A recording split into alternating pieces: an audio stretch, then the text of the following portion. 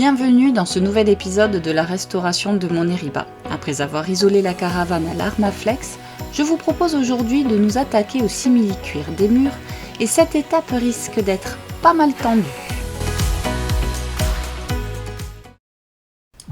Je m'appelle Constance et dans cette série de vidéos, je vous propose que nous retracions ensemble la restauration complète de mon Eriba Puck de 1974, baptisé Sunny. Vous pourrez suivre le démontage et la refabrication complète de cette petite caravane avec son lot d'embûches, de fou rire et quelques petits conseils qui, je l'espère, vous aideront si vous avez le même type de projet.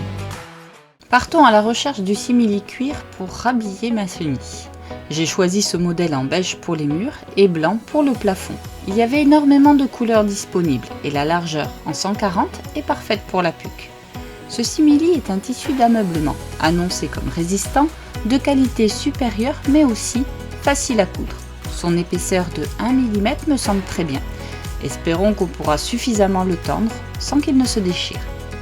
Et effectivement, en magasin, j'ai eu l'embarras du choix sur les couleurs disponibles. J'ai décidé de prendre large en quantité pour ne pas en manquer. Je pense aussi au fond des meubles. Avant tout, je vous invite à retourner sur le site d'Eribazar dans la section Restauration et revêtement mural. Vous pourrez retrouver toutes les préconisations sur la pose du simili-cuir dans votre Eriba.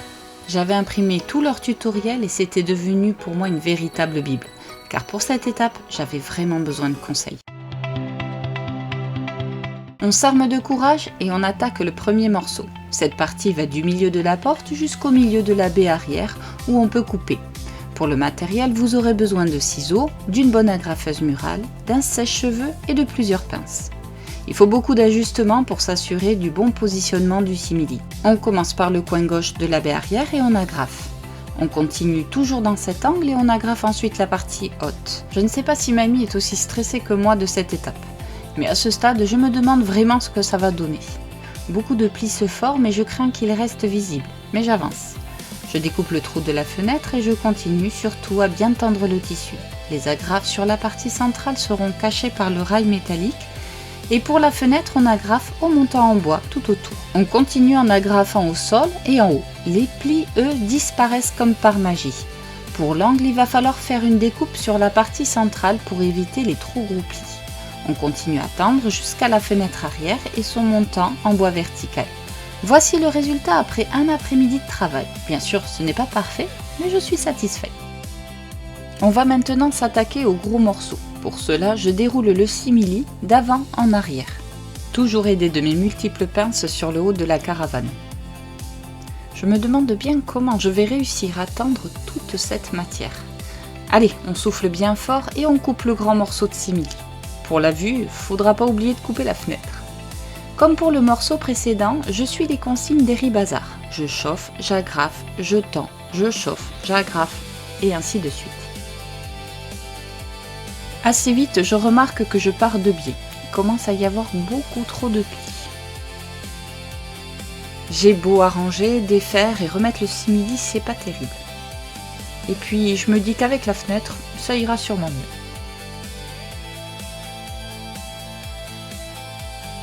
Je passe de l'autre côté et découpe la fenêtre.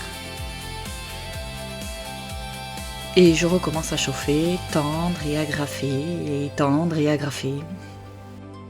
C'est toujours l'angle arrière qui pose problème. Je décide de continuer à avancer vers l'avant. À ce stade, ça plisse pas mal, surtout à l'arrière, mais il faut encore couper l'angle. Comme sur le tuto, je découpe au niveau du rail du milieu. Il y aura une superposition du haut et du bas qui devra être minime. La partie du haut sera reprise lors des finitions à l'arrière. Il faut couper la zone de passage de roue et passer au mieux le simili derrière.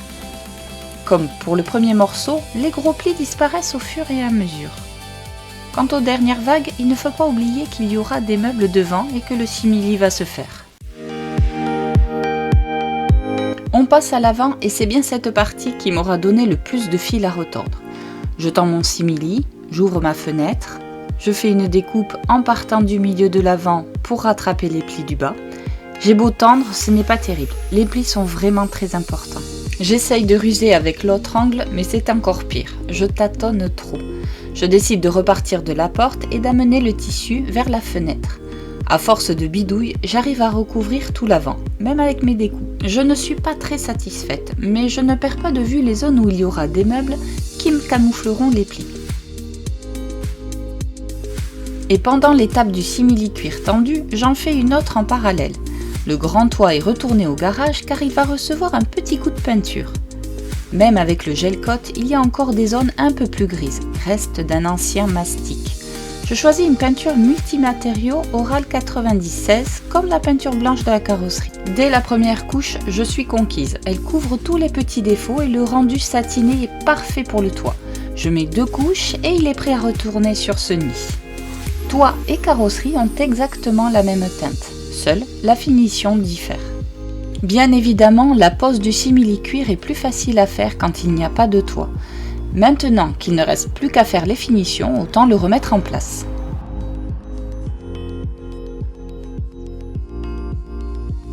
Cette pose de simili n'est pas tout à fait terminée, encore un petit effort. Tout d'abord, le panneau arrière, le plus facile car sans courbe. On met un morceau par-dessus, puis on découpe et on agrafe. Cette partie se fait en quelques minutes et une fois terminée, ça sent bon la fin des travaux. Le toit, enlevant un peu de lumière directe, le simili semble parfaitement tendu finalement. On se repose juste 2 minutes car il reste les finitions, notamment un peu de colle néoprène sur le contour de portes et de fenêtres. Je décide aussi de mettre une chute d'Armaflex sur les passages de roue pour améliorer l'isolation et le rendu du simili-cuir. L'Armaflex fait un peu gonfler le passage de roue, le simili est ensuite agrafé au sol. Même étape sur le deuxième passage de roue. Je termine par la petite partie au-dessus de la baie arrière et voilà l'intérieur, bien propre. Voilà la bête, cet arceau permet de tenir et de lever la rehausse de toit. Comme pour le reste, il est un peu fatigué, rouille et peinture à refaire principalement. Je ponce toute la surface à la main et ponceuse électrique. Toute la surface sera ensuite recouverte d'anti-rouille et l'arceau reçoit 2 bonnes couches d'après. Puis 2 couches de peinture terracotta comme l'intérieur de la porte. Plus qu'à enlever le scotch de masquage et voilà un arceau tout neuf. Je commence par enlever les restes de colle à l'intérieur de la rehausse avec une brosse en nylon. Je vérifie le rendu de l'arceau et la quantité de chute d'Armaflex pour l'isolation. Je profite ensuite d'une belle journée ensoleillée pour un dernier passage de ponceuse.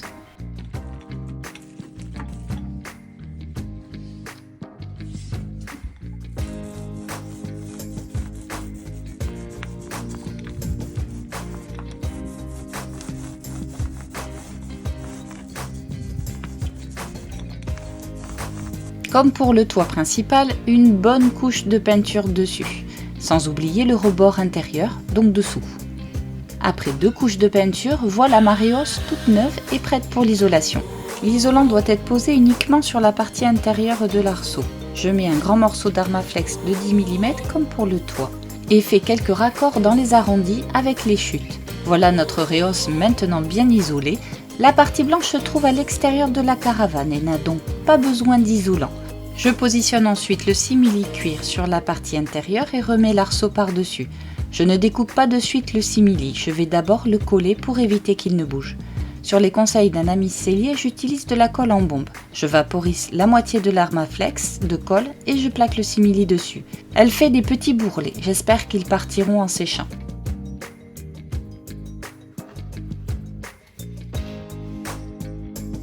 Avec un stylo effaçable, je repère sur le simili l'extérieur de l'arceau pour faire mes découpes.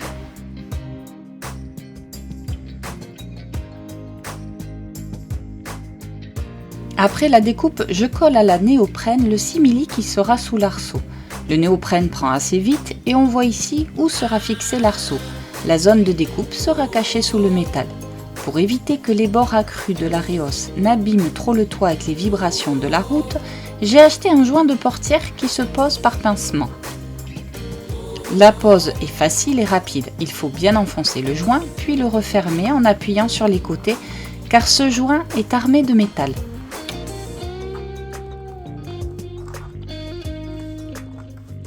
Voilà le résultat, le joint tient très bien et il existe en plusieurs couleurs. Je repositionne encore l'arceau et aligne bien les trous de fixation à ceux du toit. Initialement, il n'y avait que des vis. Je décide de mettre des rondelles cuvettes et en caoutchouc pour l'étanchéité et éviter d'abîmer le toit. L'arceau est maintenant vissé et bien plaqué contre l'isolant. La découpe du simili est invisible. Les bulles de colle finiront par partir et la réhausse est toute moelleuse avec son super isolant. Impossible de résister à l'envie de poser la réhausse sur ce nid pour voir le rendu. Isolation et toit sont maintenant terminés. On passe à la suite. Comme atelier du jour, je vous propose la pose de joints de fenêtre.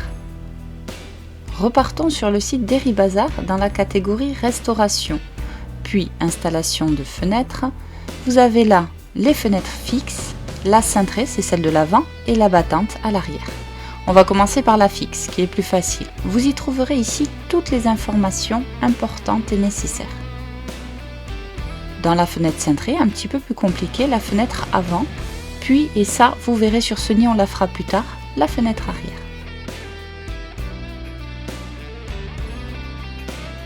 Les joints de baies fixes sont livrés en un seul morceau. Il faut enfiler le joint sur la vitre en le scotchant pour qu'il tienne, puis le couper à la bonne taille.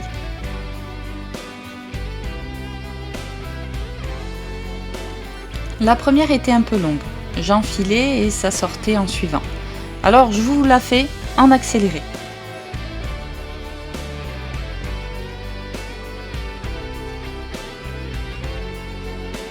Après avoir bien bataillé, voici la première.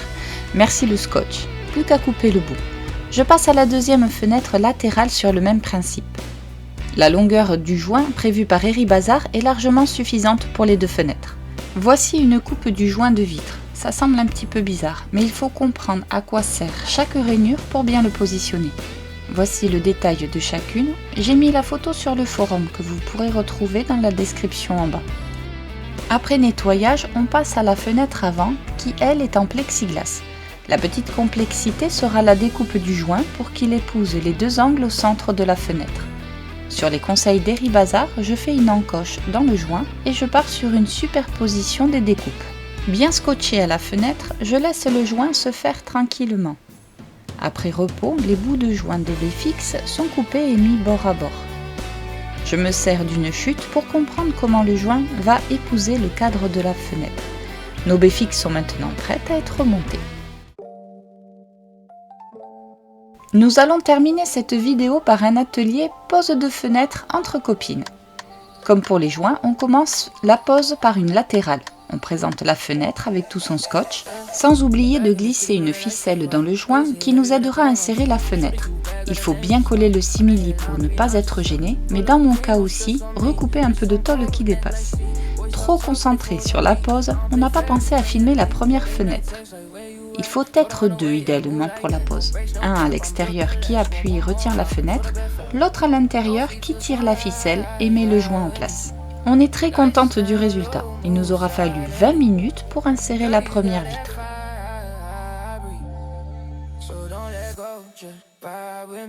En accéléré, voici la pose de la deuxième vitre latérale.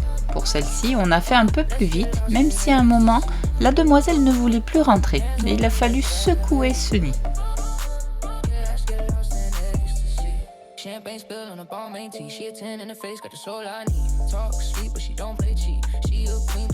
Une fenêtre posée en une dizaine de minutes et donc déjà 2 fenêtres terminées pour ce nid. Sur le même principe et en autant de temps, nous avons aussi posé la baie avant. Et voici le rendu à l'intérieur de ce nid. Vient ensuite la pose de la clé de joint qui va tendre ce dernier après avoir tartiné l'espace entre le joint et la carrosserie de butyl. Ah! T'en as dans la bouche, quoi.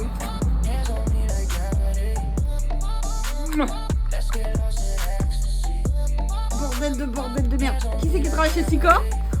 Putain, il y a un problème. Effectivement, ma cartouche de butyl était morte. On en change et on passe à la clé de joint avec l'aide de monsieur. On galère vraiment et non sans peine, on finit par en mettre une et on abandonne pour les suivantes. Nous trouverons une technique bien plus efficace que je vous détaillerai en vidéo dans un prochain épisode. Il faut absolument laisser l'excédent de butyl sécher à environ 24 heures pour pouvoir l'enlever proprement. Le lendemain, il partira tout seul.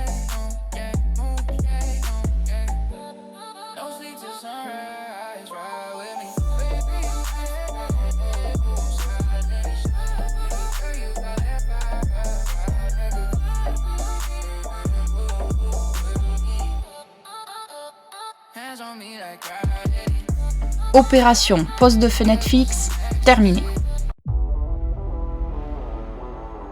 Dans le prochain épisode, on va continuer à poser des joints, décrasser le pare-pierre et si ça vous dit, on fera aussi un peu de couture.